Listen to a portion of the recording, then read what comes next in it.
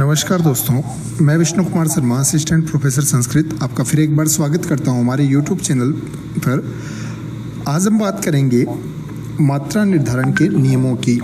उससे पहले जो लोग हमारे चैनल पर पहली बार आए हैं वो बेल आइकन में ऑल नोटिफिकेशन का बटन अवश्य दबा दें और चैनल को सब्सक्राइब अवश्य करें ताकि आपको आने वाले वीडियोज़ की जानकारी मिलती रहे। अब हम शुरू करते हैं मात्रा निर्धारण के नियम। इससे पहले हमने पिछले वीडियो में छंद के बारे में सामान्य ज्ञान प्राप्त कर लिया था कि छंद क्या है, किसे कहते हैं, उसकी सामान्य जानकारी क्या क्या है, उसके नियम, यति, गति, दल, चरण आदि के बारे में सीख लिया था। आज हम मात्रा लगाने के बारे में सीखेंगे। मात्रा निर्धारण के नियमों में पहला नियम है मात्रा का प्रयोग हमेशा स्वर वर्णों पर किया जाता है, व्यंजन वर्णों पर नहीं किया जाता। अर्थात मात्रा हमेशा स्वरों पर लगेगी, व्यंजन वर्णों पर नहीं लगानी है। दूसरा नियम है ह्रस्व स्वर जो कि ए, ई, उ पर हमेशा लघु की मात्रा, जिसको एक खड़ी पाई के रूप में प्रदर्शित करते हैं, का ही प्रयोग किया जाता है। ह्रस्व स्वर जो कि ए, ई, उ, री है, इन पर हमेशा लघु की मात्रा का प्रयोग किया जाएगा। जबकि दीर्घ स्वर जो कि आ, ई, उ, री, ए, ऐ, ओ, औ, इन पर हमेशा गुरु की मात्रा का प्रयोग किया जाता है। इस प्रकार ह्रस्व स्वरों पर लघु की मात्रा और गुरु की मात्रा का प्रयोग दीर्घ स्वरों पर किया जाएगा। गुरु की मात्रा को एस की आकृति या अवग्रह चिन्ह के द्वारा प्रदर्शित करते हैं। जैसे विकास, इस शब्द में हम देखें तो वी में लघु है क्योंकि यहाँ लघु की मात्रा का प्रयोग होगा। कै में आ स्वर है इसलिए यहाँ पर गुरु की मात्रा का प्रयोग होगा और से में लघु की मात्रा का प्रयोग होगा। इस प्रकार विकास में लघु, गुरु, लघु की मात्रा का प्रयोग किया जाएगा। तीसरा नियम हमारा है कि यदि किसी लघु वर्ण के बाद आधा वर्ण, संयुक्त वर्ण या हलंत वर्ण आए तो उस लघु वर्ण को भी गुरु माना जाएगा। ध्यान रखें, जिस लघु वर्ण के बाद आधा हलंत या संयुक्त वर्ण हो तो उस आधा संयुक्त या हलंत वर्ण से पूर्व वाले लघु वर्ण को गुरु माना जाएगा। जैसे विज्ञानम में वी सामान्य स्थिति में लघु है, परंतु उसके बाद में ज्ञा जो कि संयुक्त वर्ण है, इसलिए इस विज्ञानम में ज्ञा संयुक्त वर्ण होने के कारण वी पर गुरु की मात्रा का प्रयोग किया गया है। ज्ञा जो कि आ की मात्रा लगी हुई है, इसलिए ज्ञा भी गुरु की मात्रा का प्रयोग किया जाएगा ज्ञा पर। नम में न के बाद आधा या हलंत वर्ण में है, इसलिए इस न को भी गुरु माना जाएगा। इस प्रकार विज्ञानम में तीनों ही गुरु वर्ण हैं। इसी प्रकार संज्ञानम को देखें तो से के ऊपर अनुस्वार है और उसके बाद में संयुक्त वर्ण भी है, इसलिए से लघु होने के बावजूद भी गुरु माना जाएगा। ज्ञा पर आ की मात्रा होने के कारण इसको गुरु माना जाएगा और न के बाद हलंत में का प्रयोग हुआ है, इसलिए इसको भी गुरु माना जाएगा। इसी प्रकार कक्षायाम में कै एक ह्रस्व स्वर है, कै में ए जो है वह एक ह्रस्व स्वर है, परंतु उसके बाद क्ष जो कि संयुक्त वर्ण है क्षय, इसलिए इस ए में अर्थात कै में स्थित जो ए है उसको भी आगे संयुक्त वर्ण होने के कारण गुरु माना जाएगा। क्ष में पूर्व से ही आ एक दीर्घ स्वर के रूप में विद्यमान है, इसलिए इसको गुरु माना जाएगा। और याम में या एक दीर्घ स्वर है, इसलिए इसको गुरु माना जाएगा। प्रकोष्ठम में ध्यान से देखें, यहाँ समझने वाली बात यह है कि प्र एक संयुक्त वर्ण है, परंतु इसको लघु माना जाएगा क्योंकि प्र से पूर्व कोई भी ह्रस्व स्वर या लघु वर्ण नहीं है। यदि इस प्रकोष्ठम के पहले वी होता अर्थात वी प्रकोष्ठम होता तो उस वी को हम गुरु मान लेते क्योंकि आगे प्र संयुक्त वर्ण है, लेकिन किसी भी संयुक्त वर्ण को स्वयं को कभी भी गुरु नहीं माना जाता जब तक कि उसमें कोई दीर्घ स्वर ना हो, इसलिए यहाँ पर प्रय को लघु ही माना जाएगा। इसी प्रकार कोष्ठम में क में पूर्व में ही ओ की मात्रा विद्यमान है, इसलिए इसको गुरु माना जाएगा। और ठम में ठ जो है उसको भी गुरु माना जाएगा क्योंकि उसके बाद में हलंत में विद्यमान है। इस प्रकार यह होगा। अगला नियम जो है चौथा नियम, यदि किसी लघु वर्ण के साथ अनुस्वार या विसर्ग का प्रयोग हो तो उस लघु वर्ण को भी गुरु माना जाएगा। यहाँ ध्यान रखने वाली बात यह है कि यदि कोई लघु वर्ण है परंतु उसके साथ कोई अनुस्वार या विसर्ग हो तो उसको गुरु मान लिया जाएगा। जैसे यहाँ हम देखते हैं कि हंस है जो कि संयुक्त है, जो कि ह्रस्व वर्ण है, लेकिन है के ऊपर अनुस्वार है, इसलिए इसको गुरु माना गया है। इसी प्रकार सह के बाद स में विसर्ग का प्रयोग होने के कारण इसको गुरु माना गया है। इसी प्रकार संधि में देखें, स पर अनुस्वार का प्रयोग होने के कारण इसको गुरु माना गया है। और धी में ई ह्रस्व होने के बावजूद भी इसको ई जो है उसके बाद में विसर्ग का प्रयोग होने के कारण इसको गुरु माना गया है। अगला उदाहरण बहुत ही इंपॉर्टेंट भी है, समझने वाली बात यह है, प्रय जो है वो एक संयुक्त वर्ण है परंतु संयुक्त वर्ण में ए है, उसके पहले कोई ह्रस्व वर्ण नहीं है। यदि कोई पहले ह्रस्व वर्ण होता तो उसको हम गुरु मान लेते। जैसे प्रकृति की जगह यदि वी प्रकृति होता तो उस वी को गुरु मान लिया जाता, लेकिन प्रय को लघु ही माना जाएगा, इसलिए प्रय को गुरु नहीं माना जाएगा, प्रय को लघु ही माना जाएगा। इसी प्रकार क में री एक ह्रस्व स्वर है, यह कोई संयुक्त वर्ण नहीं है। जो विद्यार्थी ये सोच रहे हैं कि क में री एक संयुक्त वर्ण है इसलिए प्रय को गुरु क्यों नहीं माना, तो यहाँ प्रय जो है उसके बाद में क में री है। जैसे ध्यान दें, क में ई की मात्रा है, वैसे ही क में री की मात्रा है, तो यह एक मात्रा ही है, न कि उसमें कोई संयुक्त वर्ण है। इसलिए प्रकृति ही में क में री एक संयुक्त वर्ण न होकर एक ह्रस्व री की मात्रा होने के कारण यहाँ भी लघु ही माना जाएगा। ती जो है उसमें उसके बाद विसर्ग है, इसलिए इसको गुरु मान लिया जाएगा। इस प्रकार यह मात्राओं का प्रयोग किया गया है। हमारा अंतिम और पांचवा नियम है, चरण के अंत में सदैव लघु वर्ण को भी गुरु माना जाएगा। जैसे अभिज्ञान शाकुंतलम के चतुर्थ अंक के 22वें श्लोक की प्रथम पंक्ति है, अर्थो ही कन्या परकीय एव।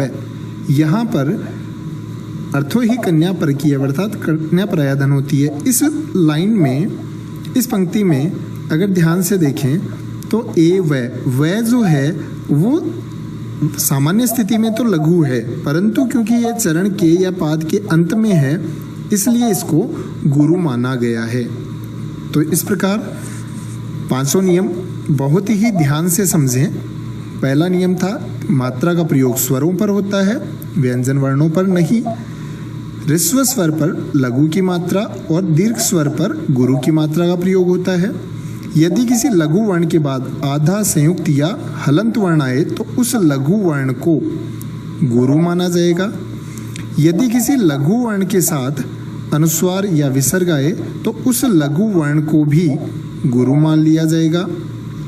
इसी प्रकार चरण के अंत में सदैव लघु वर्ण को भी गुरु मान लिया जाएगा, बशर्ते कि वह चरण के अंत में हो। इसी प्रकार कुछ अन्य उदाहरण और देखते हैं अभ्यास के लिए। जैसे प्रकृति ही, इस उदाहरण में यदि हम ध्यान से देखें तो मात्राएं आपको लगानी है। देखिए प्रय में क्या मात्रा आएगी, प्रय में लघु की मात्रा आएगी क्योंकि प्रय में ए स्वर है, और प्रय क्योंकि हालांकि संयुक्त वर्ण है लेकिन इससे पहले कोई स्वर या वर्ण नहीं है। यदि उससे पहले वी लगा दिया जाता तो ये वी प्रकृति बन जाता, और वी प्रकृति में वी जो है उसको हम गुरु मान लेते हैं, लेकिन ऐसा यहाँ नहीं है। इसलिए वी प्रकृति न होकर प्रकृति है, इसलिए प्रय पर लघु की मात्रा आएगी। क्री जो कि कै में री की मात्रा है, कोई संयुक्त वर्ण नहीं है, इसलिए री में भी लघु की मात्रा ही आएगी। ती में तैब के बाद विसर्ग का प्रयोग हुआ है, इसलिए इसमें गुरु की मात्रा आएगी। अगला उदाहरण देखते हैं, ग्रीष्मद है। तो ग्रीष्मद में गै में री एक ऋस्व स्वर है, लघु वर्ण है, परंतु उसके बाद में तय जो कि एक आधा वर्ण है, इसलिए इस ग्री को लघु होने के बावजूद भी गुरु माना जाएगा। इसी प्रकार तय पर किसी मात्रा का प्रयोग होगा नहीं, क्योंकि यह एक व्यंजन है, आधे वर्ण पर मात्रा नहीं लगती। से में यदि देखें तो से में ए है, इसलिए इसमें लघु की मात्रा का प्रयोग होगा। मैं में भी ए स्वर है, इसलिए लघु की मात्रा का प्रयोग होगा। दै में ऋस्व स्वर है, लघु वर्ण है, परंतु विसर्ग का प्रयोग होने के कारण इसको गुरु माना जाएगा। इसी प्रकार अगला उदाहरण देखते हैं, पृथ्वी। पै में री की मात्रा हालांकि लघु वर्ण है, परंतु उसके बाद में थे आधा वर्ण है, इसलिए लघु वर्ण के बाद आधा वर्ण होने के कारण इसमें गुरु की मात्रा का प्रयोग किया जाएगा। इसी प्रकार वै में ई जो कि एक दीर्घ स्वर है, इसलिए इसमें भी गुरु की मात्रा का प्रयोग किया जाएगा। अगला उदाहरण देखते हैं, रक्त श्मश्रु। रे जो कि लघु वर्ण है, परंतु उसके बाद आधा वर्ण कै होने के कारण इस रे को गुरु माना जाएगा। तय के बाद भी शय आधा वर्ण होने के कारण इसको भी गुरु माना जाएगा।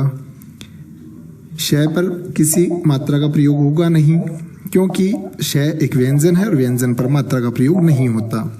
आगे देखें, मैं में स्थित ए सामान्य स्थिति में लघु वर्ण है, परंतु श्रेय उसके बाद में जो श्रु है उसमें श्रेय जो है वह एक संयुक्त वर्ण है, इसलिए इस मैं पर भी गुरु की मात्रा का प्रयोग किया जाएगा।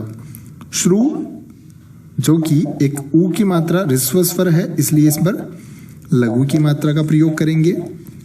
यहाँ एक बात ध्यान देने वाली ये है कि श्रु जो है उसमें ऊ की मात्रा अवश्य है, परंतु श्रेय जो संयुक्त वर्ण था उसका प्रभाव इस मैं पर पड़ चुका, इसलिए इस श्रेय में लघु मात्रा का ही प्रयोग होगा। उसके बाद हम देखते हैं विश्वपति। यहाँ पर वी एक लघु वर्ण है, परंतु यहाँ पर शय आधा वर्ण है, इसलिए इसमें गुरु की मात्रा का प्रयोग होगा। शय क्योंकि व्यंजन है, इसलिए इस पर किसी मात्रा का प्रयोग नहीं होगा। वै में ए है, इसलिए इस पर लघु की मात्रा का प्रयोग होगा। पै में भी ए के कारण लघु की मात्रा का ही प्रयोग होगा। ती में विसर्ग होने के कारण इस ऋस्व होकर भी विसर्ग के कारण इसमें गुरु की मात्रा का प्रयोग हो जाएगा। इसी प्रकार अगला उदाहरण देखें, शक्र है। शक्र में शय में ए लघु वर्ण है, परंतु कै में रे, शक्र में कै में जो रे है वह होने के कारण इसको गुरु माना जाएगा। इसी प्रकार क्रय में लघु वर्ण है, परंतु विसर्ग का प्रयोग होने के कारण इसको गुरु माना जाएगा। इस प्रकार यहाँ हम इन मात्राओं का प्रयोग करेंगे। अन्य उदाहरण देखते हैं, सम्राट। इस उदाहरण में से सामान्य स्थिति में लघु वर्ण है, परंतु मैं में स्थित रे, इस प्रकार यह एक संयुक्त वर्ण हो गया और से पर गुरु की मात्रा का प्रयोग होगा। माँ में आ जो कि एक दीर्घ स्वर है, इसलिए इस पर भी गुरु की मात्रा का प्रयोग होगा। टे जो कि हलंत वर्ण है, अर्थात एक व्यंजन वर्ण है, इसलिए इस पर किसी भी प्रकार की मात्रा का प्रयोग नहीं होगा। क्षत्रिय है। इस उदाहरण में अगर ध्यान से देखें तो क्षय में ए लघु वर्ण है, परंतु आगे त्रय संयुक्त वर्ण होने के कारण इसको गुरु माना जाएगा। त्रय में ई संयुक्त वर्ण होकर भी इसमें लघु स्वर है और इसके बाद कोई संयुक्त वर्ण नहीं है, इसलिए इसमें ई के कारण ऋस्व या लघु की मात्रा का प्रयोग होगा। ये में विसर्ग के कारण इसमें गुरु की मात्रा का प्रयोग होगा। अगला उदाहरण देखते हैं, ऋग्वेद है। रि एक सामान्यतः ऋस्व स्वर है, परंतु ग आधा वर्ण आगे होने के कारण इसमें गुरु की मात्रा का प्रयोग होगा। ग क्योंकि एक व्यंजन है, इसमें कोई स्वर मिला हुआ नहीं है, इसलिए इसमें किसी मात्रा का प्रयोग नहीं होगा। वेदय में एक स्वर होने के कारण, जो कि एक दीर्घ स्वर है, गुरु की मात्रा का प्रयोग होगा। और द के बाद विसर्ग होने के कारण इसमें भी गुरु की मात्रा का ही प्रयोग किया जाएगा। अगला उदाहरण देखते हैं, लब्ध है। ल में ए ऋस्व वर्ण है, परंतु आधा वर्ण ब होने के कारण इसमें गुरु की मात्रा का प्रयोग होगा। और ध में विसर्ग के कारण यहाँ पर गुरु की मात्रा का प्रयोग किया जाएगा। इसी प्रकार देखते हैं, संन्यास में स पर अनुस्वार भी है और आगे आधा वर्ण भी है, इसलिए यहाँ स भी गुरु ही होगा। य में आ की मात्रा होने के कारण यहाँ भी गुरु होगा। स में विसर्ग का प्रयोग होने के कारण यहाँ भी गुरु होगा। अगला उदाहरण देखते हैं, अंक है। ए के बाद में आधा वर्ण है अंक, इसलिए ए पर गुरु की मात्रा का प्रयोग होगा। कह में क के बाद विसर्ग होने के कारण यहाँ भी गुरु की मात्रा का ही प्रयोग होगा। प्रकाशः में प्र एक संयुक्त वर्ण है, परंतु इसका प्रभाव इससे पूर्व वाले वर्ण पर पड़ता है, जो कि इस पर नहीं पड़ रहा है, इसलिए यहाँ पर प्र में ए होने के कारण इसमें लघु की मात्रा का प्रयोग होगा। का में आ होने के कारण गुरु की मात्रा का प्रयोग होगा। और श के बाद विसर्ग होने के कारण इसमें भी गुरु की मात्रा का ही प्रयोग होगा। इसी प्रकार हम देखते हैं, वी प्रकृति ही। वी प्रकृति में वी सामान्य स्थिति में ऋस्व स्वर है, परंतु यहाँ प्र एक संयुक्त वर्ण होने के कारण इसमें गुरु की मात्रा का प्रयोग होगा। इसी प्रकार प्र एक ऋस्व स्वर है, प्र में ए ऋस्व स्वर है, इसलिए इसमें लघु की मात्रा का ही प्रयोग होगा। क्री में री की ऋस्व स्वर होने के कारण इसमें भी लघु की मात्रा का ही प्रयोग होगा। और ती में विसर्ग का प्रयोग होने के कारण इसमें गुरु की मात्रा का प्रयोग किया जाएगा। इसी प्रकार अगला उदाहरण देखते हैं, सिद्धि। तो सी में ई जो है वो ऋस्व स्वर है, परंतु उसके बाद में ध के रूप में संयुक्त वर्ण मौजूद होने के कारण यहाँ गुरु की मात्रा का प्रयोग होगा। और धी में विसर्ग के कारण यहाँ गुरु की मात्रा का प्रयोग होगा।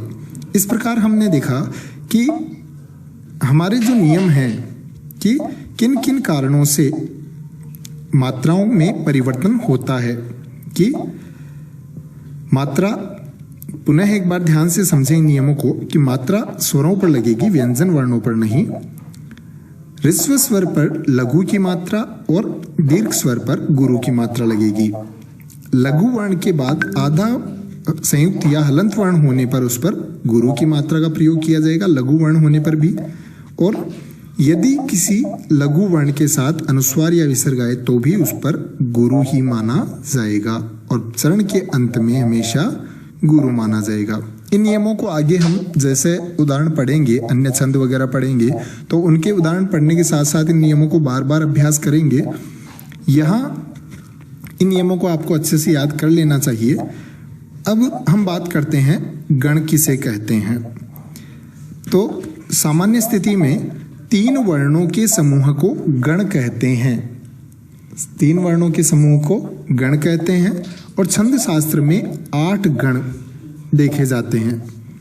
छंद शास्त्र में 8 गण माने जाते हैं। इनको याद रखने के लिए एक सिंपल सा सूत्र है, यमाता राज भान सलगाह, अर्थात मात्रा का प्रयोग आपको करना आता है।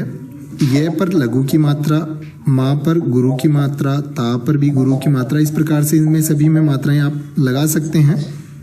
अब देखना यह है कि गण कैसे बनाने हैं।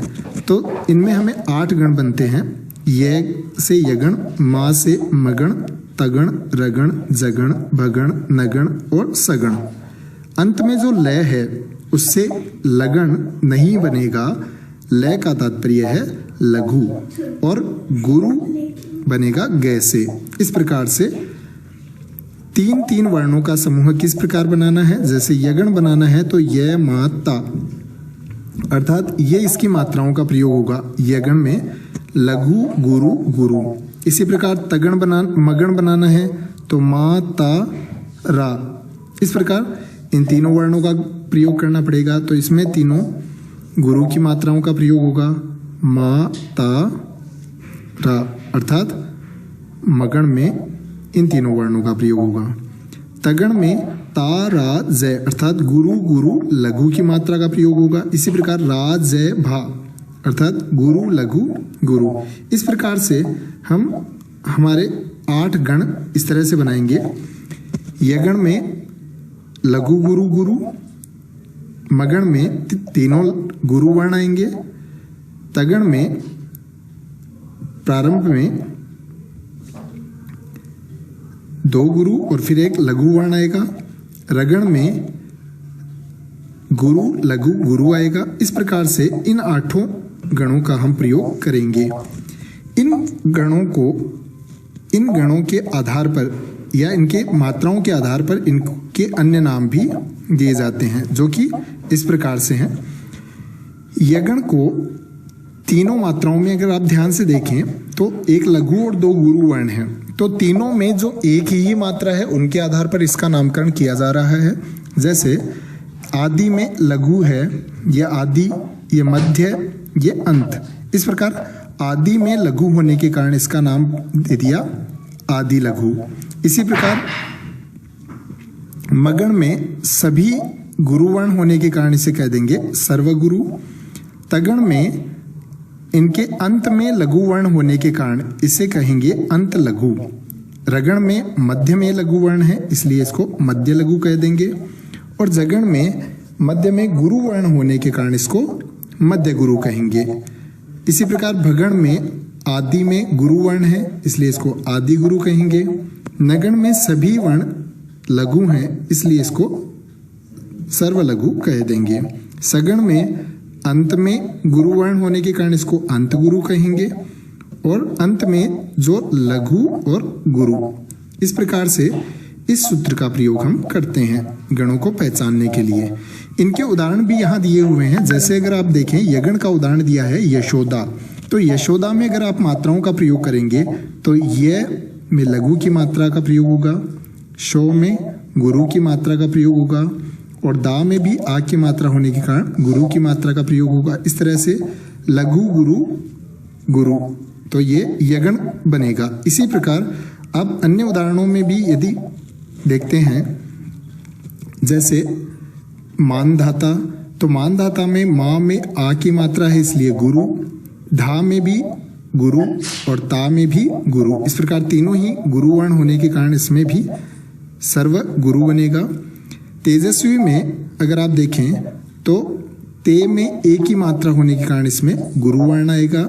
जय सामान्य स्थिति में लघु है, परंतु उसके बाद में आधा से होने के कारण इसको जय को भी गुरु माना जाएगा, और वी में ऋस्व मात्रा होने के कारण इसको लघु माना जाएगा। इस प्रकार तेजस्वी में गुरु गुरु लघु अर्थात तगण का प्रयोग बनेगा।